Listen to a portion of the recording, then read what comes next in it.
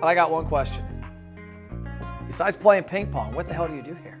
Besides playing ping pong poorly lately, I'm the bot guy. Let's go check it out. Max, right. come with us. We're gonna see what this guy does here with all the automation, because I just opted into a bunch of promotions. You did? Today, the back to school email went out. Yeah. Emailed the database and said, hey, drop your pics of the kiddos. I am actually in the middle of building one right now. Oh, cool. Let's check it out. So this is Tom. Tom, tell the team, tell the world of the internet lands who you are, what you do at America's Best Restaurants. I guess your official title. My name is Tom Mosier. I think my official title has been kind of up for grabs lately.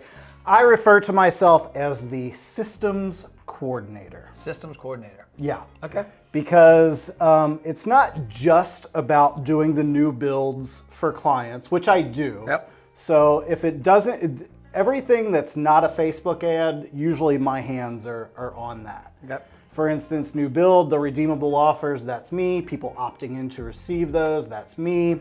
Avery last night at Little Italy Pizza said that he had an order from an Amazon facility from a catering automation. Yep. That's you? Our new catering program, I built that out. So if it doesn't have anything to do with ads, usually my hands are on that somewhere. I actually don't do a lot of the new client builds, like our offer gallery, our 4 redeemable offers. I don't do them. I am doing this one because Dexter was on vacation last week. And plus, it's good to get back into the systems that you create from time to time to see maybe what holes are in there and what can be improved. Just don't let me back in there. And so this is... No, you have to stay out. This is episode 2 of What the Hell Do You Do Here? And our goal is that we've got a lot of our employees that come on the podcast. This one is more of a sit down and like show us some stuff. So show us some magic. Okay, so this is the build team project in Asana. All the work that we do as far as onboarding new clients, building out their programs, it all comes through here. I am working on Wyatt's Twisted Americana Bar and Grill right now. I love that we still use Asana. Because I remember when I first did Asana like 7 or 8 years ago. Yeah. I'm not allowed in there anymore. It was the platform you chose and it's still going strong. So far, actually Deb kind of jumped in and did this part. She found some good images to use for the offers. We've resized them to make them deliver faster in ManyChat. So that's like the size of the file, the number of megs or whatever. Sure. Okay. Created an email graphic. I actually just created the Facebook opt-in CGT post for them. We do that. What's the CGT post? Tell that to the folks out in internet land. Okay, so when we onboard a new client, the very first thing that we do as far as launching their program once it is built, we create a Facebook post that essentially is asking people for comments. And we do that for many different reasons. The 2 main important ones are when they comment on that post, we will automatically send them a message in Messenger to start the onboarding process. So that is how they trigger for themselves opting into the program and receiving the offers. Also, we get the added benefit of it drives engagement to our client's Facebook page. So when people like a post, when they comment on a post, those are all forms of engagement. The more engagement a post gets, the more people will see it. And the CGT is a comment growth tool. Yeah, it's our acronym we use for comment growth tool, and that just means the automation that takes over once they comment on that post. Here's a good example. So I opened a bunch of them because I literally just got emails that went out today, but I got an email.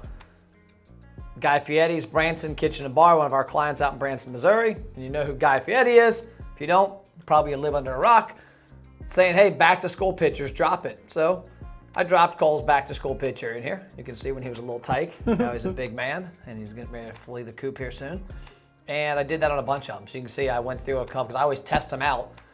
But I went on here and I actually shared one of them. I shared Buffalo Bob's because Buffalo Bob's is a local restaurant. And so what happened, Max, you see this, I commented on this post and you can see my comment. And if I go to Messenger, you will see I have a comment down here from Buffalo Bob's that says, hi Matt, thanks for your comment. We appreciate We appreciate you. Click the button below to check your current VIP offers. I click that and it's going to give me the sequence of offers that Buffalo Bob's has, that Tom and his team built. But also, if I wasn't a member of their VIP program, like I'm going to guess a handful of my friends will comment on this post. Yep. They'll get in there and say, you're not a member. So there's a condition within that flow. That's what we call those things, the series of automated messages that you receive. There's a condition that we'll check to see if you're already a member. And if it is, just like you are, you'll see your offers. If not, we'll take that particular person down a different path and we will go ahead and get them enrolled. Like, hey, thanks for the comment. By the way, do you want this buy one, get one free wing or whatever the offer is? And then we'll go from there. But just to kind of holistically here, you're looking at a graphic that was created by Deb. You're looking at copy that was written by Lisa.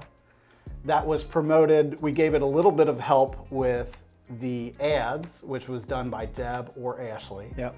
And then the automation, the email that you received, that was written by Lisa as well, handed over to me so I could do the automated part of it. So it's really kind of a big coordinated effort between a lot of different teams that we have on staff. And what that would normally look like is a restaurant, if they did an engagement campaign on their own on Facebook, they would just find a random picture. Typically it's selling food. Yeah. And they just post it, nothing happens. Ours is tying a lot of technology together, a lot of automation. Right. And I actually last night had a cool conversation I told you about, was with Avery up at Little Italy. And he's doing our catering part, which you built out, you designed, you and Doug took that and ran with it. But he was like, Matt, it's so cool. It's been live for a week. 50 people engaged in a Facebook ad. Mm-hmm. Actually, it was up to 63 this morning, but 60, 70 people engaged in an ad, came into Messenger, told us the company they work for, their position, the order frequency of catering, their email and their phone number, and entered a contest. His girlfriend, significant other, calls those leads. Mm-hmm. They're all surprised that somebody called him, by the way. He said that was genius. And it was uncomfortable for him and her at first to like call and make those because they never called customers like that. But once they got him on the call, the people were loving it. But the one guy's like, hey, I don't handle the buying, but the guy down the hall does, and I'll go give him your information. 2 days later, which was yesterday, they had an order for $1,900 from that Amazon facility. And that's exactly the way it's supposed to work. We start with some kind of mechanism that really drives engagement, gets a lot of attention, and then we capture that information with some of our automations. In this case, it's Messenger again. Yep. We're going to play around with a couple different ways to collect that information. We then, in the catering case, it's a little bit different for us. It's a little bit new because it's more of a lead generation campaign. But in Avery's case and in quite a few of our other clients, like we're already seeing results with what we've done. And then in a week. Right. And as I kind of delve more into that process and fine tune some things, it's just going to get better. But that is exactly how it's supposed to work. We get somebody to raise their hand like, yes, I would love this catered meal. I'll be the hero at my job, right? I'll win this catered meal for me and the people that I work with. Here's my information. And then the other part of that equation is what the client does. So the client did their part. Avery, his significant other, they get on the phone, they call, they have a conversation. Hey, you entered to win. Is there somebody we can talk to right now? And before you know it, they have an $1,800 deal before they've even turned on the pizza ovens, before they've opened for the day.